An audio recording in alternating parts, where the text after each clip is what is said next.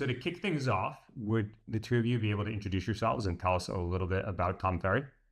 Sure. I'll start. So I'm Kristen Rolapp-Hampton. I'm the director of events at Tom Ferry, and I've been with the company for a little over, is it 8-year anniversary? So quite a while. And I'll just introduce Tom Ferry as well, and then she can introduce herself. So Tom Ferry is a business coach in the real estate sector. So we work with real estate agents to help them build their businesses and become better business people, if you will. So we have a clientele of about 5,000 clients, and we have different levels of clientele. So we have an easier area of, entry, the core, and then we have elite and team. So we have 3 different levels of our coaching program. And we've been in business for about 22 years, I believe Tom's been doing it. And so we try to take our events all across the country, and we do live and virtual, our webinars still. And then I'll introduce my sidekick over here. She's one that I can't do without. Yeah, I'm Danica Jenners, a senior events manager here at Tom Ferry. I just hit my 5-year mark with the company. So handling a lot of the on-site and kind of that logistical side of Accelevents. So excited to be able to do this. Yeah. Excellent. And in terms of those memberships, the core product, if you will, of Tom Ferry is the membership, right? That's what you're selling in exchange with coaching? Mm-hmm. Yes. Coaching membership, yes. And how does the membership or the membership tier tie into the event experience? So we have different events for the different levels. Let's say we'll have public events where we'll invite all clients, and then obviously we're trying to acquire new clients. So those are the public events. And then we also do clients only events. So we'll do an elite retreat, which is elite and team programs only. We'll do team programs where we do masterminds. Like, for instance, we have one in our office today for 20 people that are like our highest level clients. Tom came into town from Dallas. So we'll do a few of those each year. And then ones that are maybe like 350 to 500 for the teams, all the different levels of team. So there's 3 levels, but within the team program, which is our highest echelon, there's a breakdown of 3 there as well. So 3 levels of team. So we do client events and public events. Okay. What is the largest of those events? That would be Summit. And Success Summit is in its, what is it, 20, I think it's its 22nd year. Yes. And we have about probably 6,500 registered, but we probably have 5,500 show up on site. And then our virtual, this is the one that we do hybrid, that we use Accelevents platform. And that's how we first found you, when we were going virtual during the COVID times. But we have, what did we say? We had 9,000 when it was virtual, when we very first did it. Now we're seeing that we have about 3,500 online that joined our Success Summit virtually. And you said it was 5,500 in person? Yeah. Okay. And when you came back to doing that in person, if I recall, you're using BoomSet for badge printing? Yeah. Okay. And obviously that product's not around anymore. Can you run me through a little bit of the transition to, well, I guess starting with the evaluation process of looking for replacements for BoomSet, and then ultimately how you decided on Accelevents? Yeah. Do you want to say? Yeah. Sounds good. So it was, I believe, April of last year when BoomSet officially sent out its program. So in that moment, the great news is that we had the partnership already with Accelevents. So we kind of started there. We explored a few other options, but it was about the same time that Accelevents was launching their badging.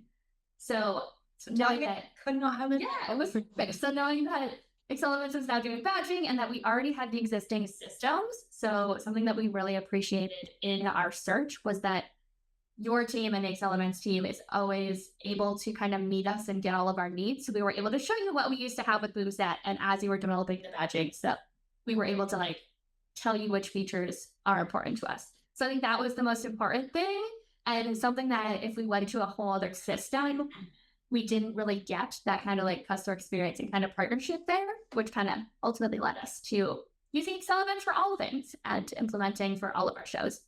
Yeah, I remember a couple of those conversations, and that was frankly super helpful that we were able to get on the phone with you as well and just have you articulate, here's what's really important, here's why it's important, and let us work together to build some of those features out. That's exactly when Danica and I were speaking before we met, and I was saying, like, the thing that we love about Accelevents is that the partnership is so solid. Like, you've been there, you personally, John, have been there from day one, like on the phone with us all the time, working through like what we didn't know, teaching us what we needed to know. But when my team went out, and this is going back and getting off topic a little bit, but when we first did our research, when COVID happened and we had never done virtual events and we didn't know what we were doing or how we were going to do it, and everybody knew about Zoom, but like, we thought there's got to be something better. We want to do something that feels like an actual event. So my team did a lot of research and we talked to a lot of different companies, but yours kind of rose above. And part of that was because of the access to you and being able to say exactly what we think we might like. And you're like, oh, we have that, or we can do that. That's easy. And so that's been great. And that's been the case all throughout these 5 years that we've worked together. So we really appreciate you for that. And your company's been wonderful with the CS side, customer service and all that. Yeah. I appreciate that. So on that note, I should probably grab a couple of clips from some of your events because the production that your team does is unreal. I mean, it's blows Netflix out of the water. So That's cool. Take care. I say that selling ourselves a little bit because what I mean by that is your team knows what they want, they're particular, and we appreciate the feedback as well because that's how we get better too. So continuing down that path, one of the things that we've been working on more recently has been the integration between Accelevents and your systems. Can you talk to me a little bit about some of the complexities related to the allocation of tickets for the different member tiers? Yes, definitely. So I think we're such a weird, unique, with our coaching tiers, it just kind of provides an added challenge, and also the way that we classify different people within our Salesforce and getting that to read over to Accelevents. So, for example, some of those are our coaches in the system. So our coaches don't actually have a product to transfer over. So it's making sure that they're labeled as coaches, how they're brought into the system and allocated certain tickets, and making sure that they're given the correct labels and permissions. And then also we have our team clients who actually get a bunch of free tickets to certain events, but only a set number per different event types. So kind of adding that complexity of like, okay, first we have to identify that they are a team client, what level of team, what does that then give them? So how many tickets are then allocated for them to make sure that they're brought in as team members under that. So kind of all the fun, making sure everyone is labeled correctly, with also the guest of feature has been really helpful with Accelevents that we've been leaning on, and kind of getting those tickets into the system and making sure that they're able to update real time when our team goes in and is like, oh, okay, well, this client told me they're bringing 20 people, but they don't have any names yet, but they need 20 tickets, but they don't know who. So all of those fun details. Yeah, it's been interesting because we started building together. Your team started using our API at least 4 years ago now, and your process has changed as well.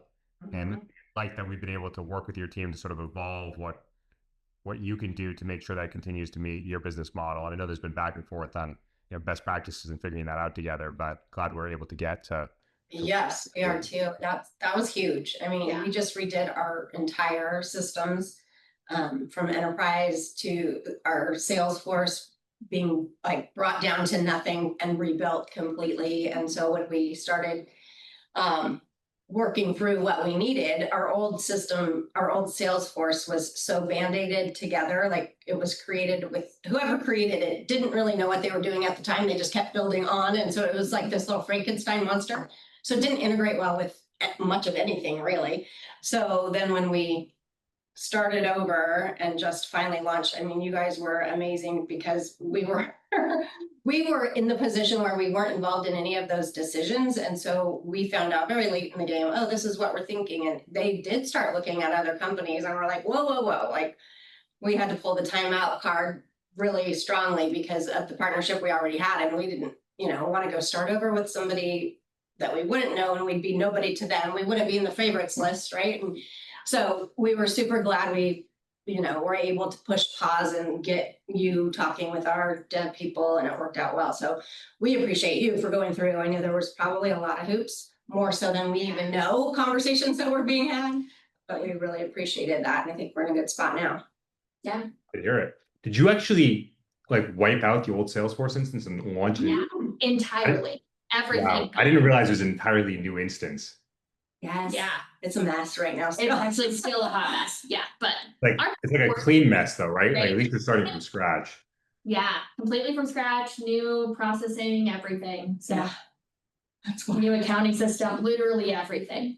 And Wow. this is used. Shopify. Yeah, Shopify. And, Yeah. But our piece works, so that's great. The Yeah. Salesforce is working perfectly. The rest of the company, not so well. A But mess. yes, we'll take it.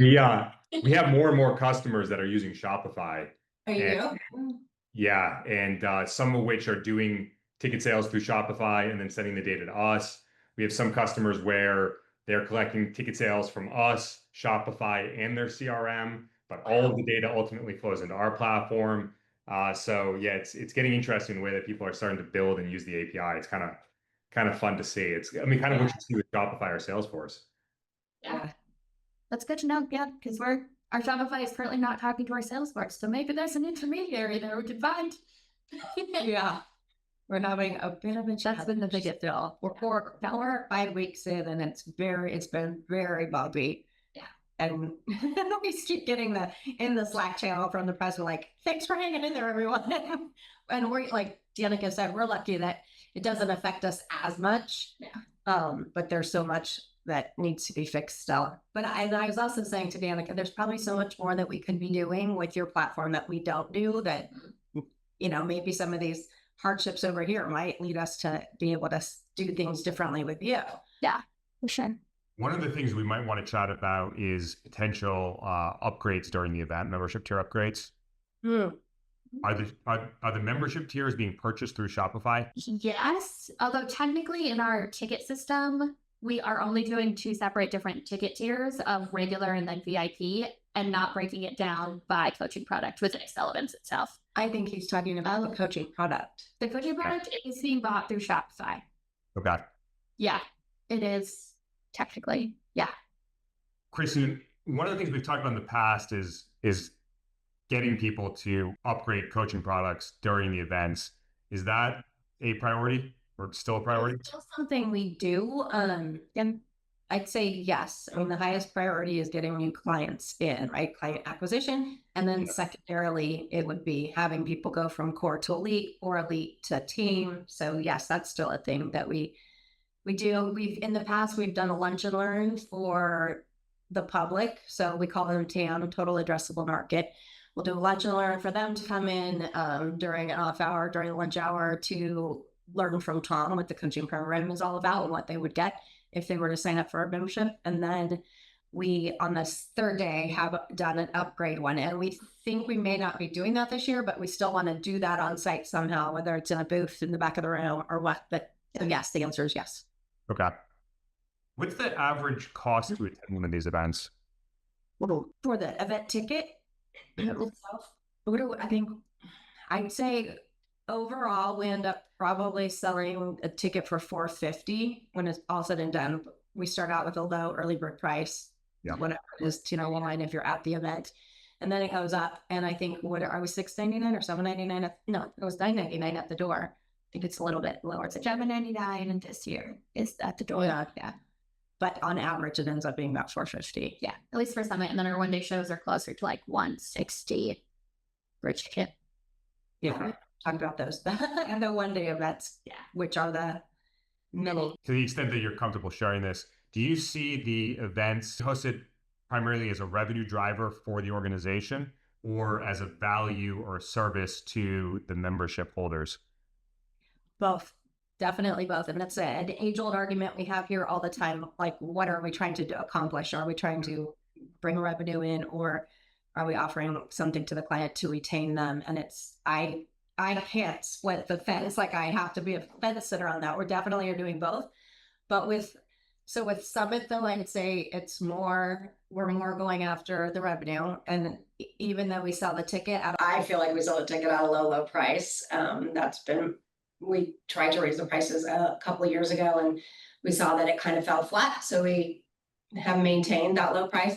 But the coaching is where we're looking for the recurring revenue. But then the model of our one-day programs, we are kind of switching to those being more free. So we have a couple partnerships with some bigger companies. Fidelity is one of them, Fidelity National, and then Cross Country Mortgage. So they're the exclusive mortgage company. So we have partnerships with them where we're allowing them to bring people and invite people for free. So that gives them a value to go talk to these agents out there.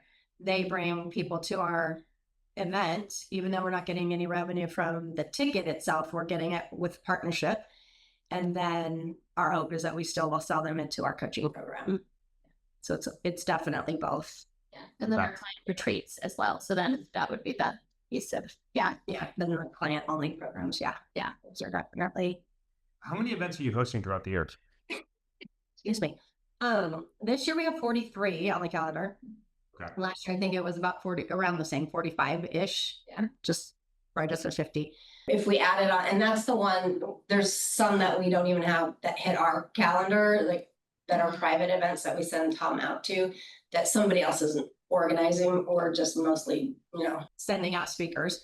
But so for my part of the business, I'd say it's like 45. Okay. 45 owned events, and then the third party events where Tom is speaking at those. Okay. Going back to Accelevents, we talked a little bit about the working relationship. We talked about using the virtual platform and then on-site. We get into a little bit more some of the features that you're using on a more frequent basis, the features that you enjoy or appreciate. Yeah, for the virtual side? Either side. Either, yeah. So definitely, the mainstay, the streaming. We do a lot of advertising in the chats and in the lobby. So obviously just posting what our call to action is there. We always try to use the sessions a little bit, whether we're doing social lounges where we're trying to get people to network online or on the platform during the event, just to be sponsor exhibits. Sponsors. Yeah. Yes, we have exhibitors. We've actually leaned into our white label app a lot of recent times. So we're excited to kind of lean more into that and use it even more this year. Yeah. So doing all the push notifications and making sure that everyone is downloading the app and kind of using that as a source of truth. So, and then we use the QR scanning. So at our lunch and learns, so at our one-day meetings and at Summit, we do the lunch and learn. And so we're scanning at people in with the QR code on the name badge. Yeah, session the app as a session. So that's been helpful to track attendance on that. That's figure out what our ROI is on, doing the event and how many people convert and that kind of thing. So it's really helpful. We used to collect business cards, so very happy to have back in that day. They don't have to look at all their cards and type them into a sheet. Yep. So as soon as somebody gets checked in, that's flowing back into Salesforce. Yeah. And all the reporting is coming out from the Salesforce side of things. Well, ideally, right now, because everything's so broken, we're definitely pulling reports out of Excel. I would say almost all our reporting is in Accelevents. Say current. Yeah. So, yeah, that's super helpful. And then the badging side, you could speak more to it. Yeah, the badging kiosk side. So far, it's been really great. Yeah. What does volume look like in terms of the on-site experience, getting people in the door? How many printers do you have? How many iPads? What is your checking experience like? Yeah, I'll let you. Yeah, for our one days, we typically do anywhere from 5 to 6 printers, and then attendees ranging anywhere from 300 to 1,000 different. Okay.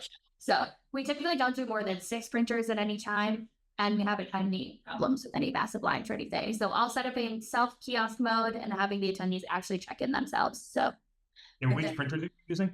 We use the Zebra and the ZD 460, something like that. It's a wired Ethernet connected printer. So we've tried the wireless ones. They're kind of not the best and they lose signal a lot. So the Ethernet connected.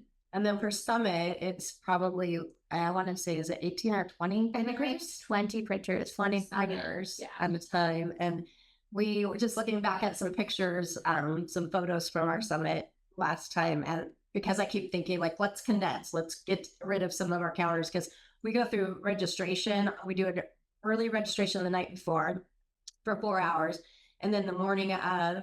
And so then by 10 a.m., once the event starts at 9 a.m., by 10 a.m., that I've got 13 calendars, and they're empty for the rest of the event. So I was trying to cut back, and my team was like, no, look at the pictures. The lines are huge.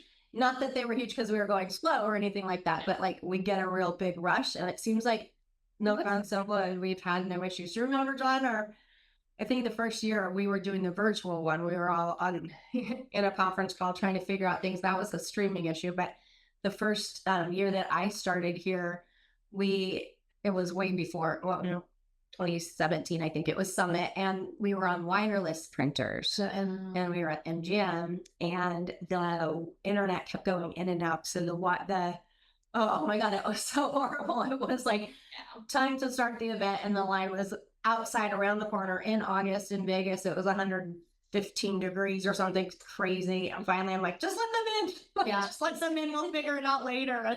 Come back and get your badge later. But to be clear, that was not using Accelevents for badge printing. No, I wanted to be clear. That was pre-Accelevents. Okay. We learned a thing or two about doing the hard line and not doing wireless any longer. Yeah, we've moved a lot of that to on device as well. So even if the internet drops, you can continue the check-in experience. Yeah, it's been awesome. On that note, anytime where for some reason our printers are down, we've been able to use the Accelevents kiosk to do the check-in at least. At least we can't do the badge printing, but I love that we can always take that off and be like, okay, let's just run with it. At least we have them checked in. We can have them write their badge. There's so many options, but knowing that we at least have a tech way of checking people in as opposed to printing out a bunch of pieces of paper and trying to check them in alphabetically and all that. So. And the other thing too, I don't go on site except for our larger events like Elite Retreat and Summit. And so all these one days, Danica and the team go out and travel and set up and do it. But anytime there's been any kind of glitch, I know, and I usually don't hear about it because they don't bother to tell me. Maybe I hear about it after the fact, which is nice for you to keep me out of the stress. But I know that I've heard Accelevents, like your team, the response time, and they always can get somebody on the line to help them figure things out or troubleshoot if and when that ever comes up. So that's really nice. The chat is fantastic.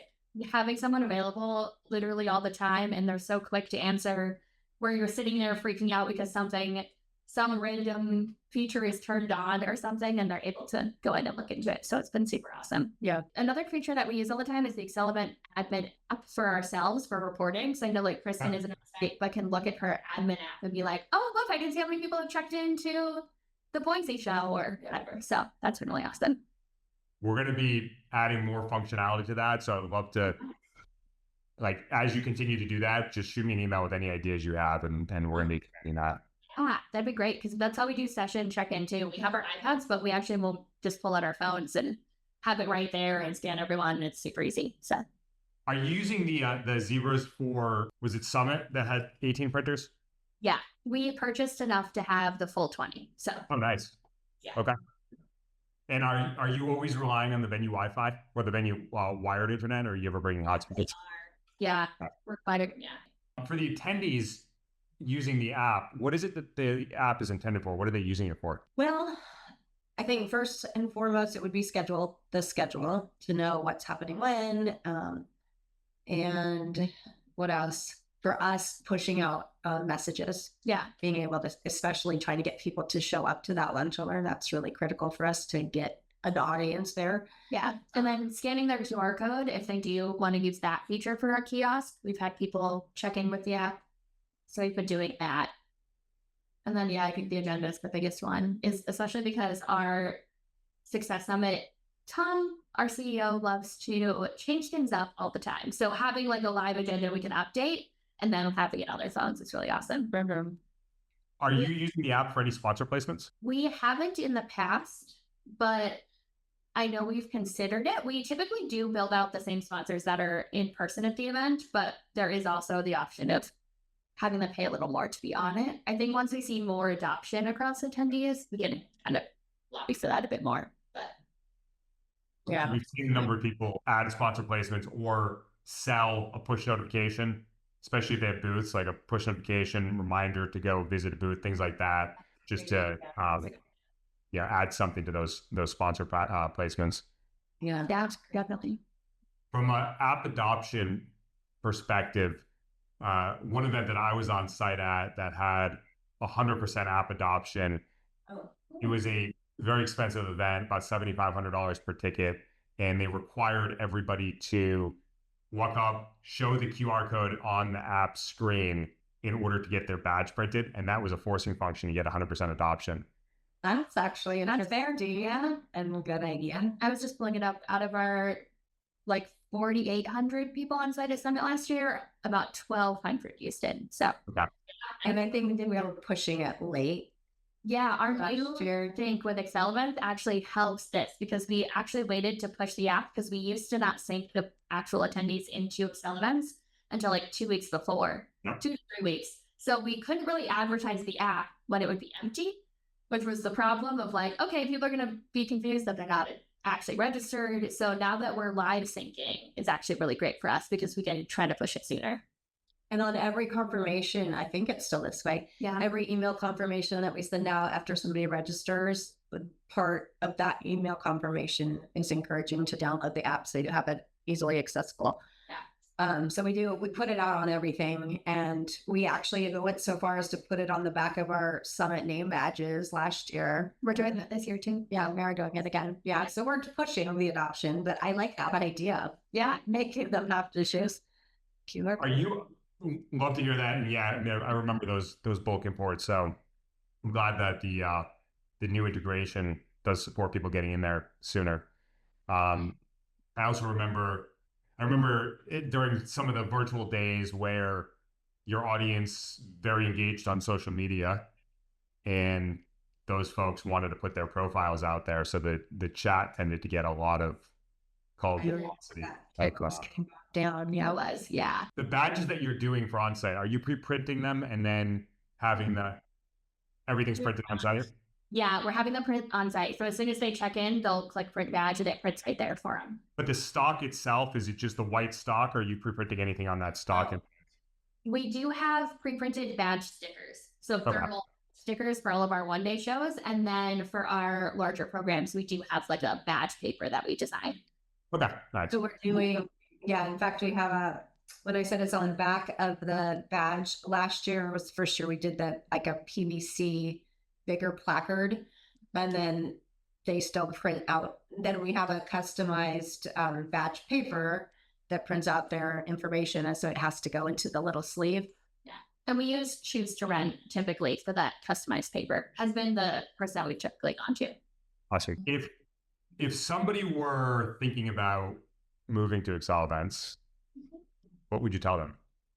Do it. I would tell them to do it.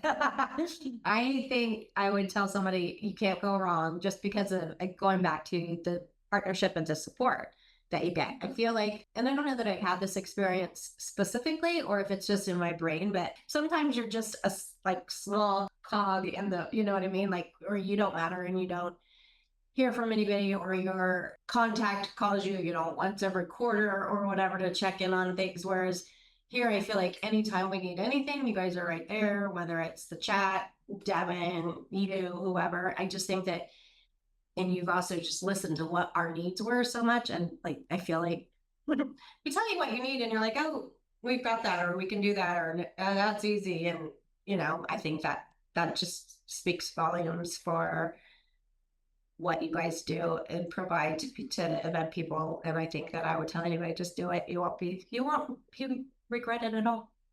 Agreed. I think it's invaluable to find a company that actually listens and hears what you're saying. Like, I'm sure every company pretends to hear your needs and like try to tailor to them, but it's one of those different feelings when you're like, okay, no, let's get on a call. You're losing your badging. Tell me everything you love about your badging right now.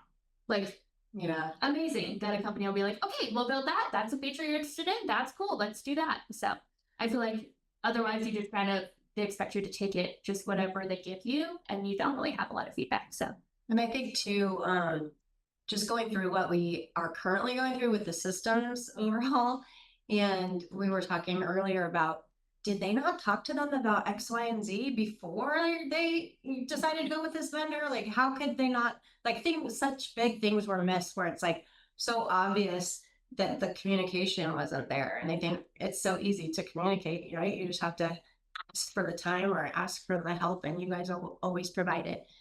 And I also think, I was telling Danica that even the CIB is helpful. I mean, I don't chime in all that often at all, but I'm always reading to see what other people are doing, and learning through that, just like, oh, there's so much more we could be doing that we don't have a clue. But I think that's valuable too. Yeah, that if you would put people in touch with other clients that could help out as well. And it seems like everybody that's part of that group is happy to do that when they can have something to share.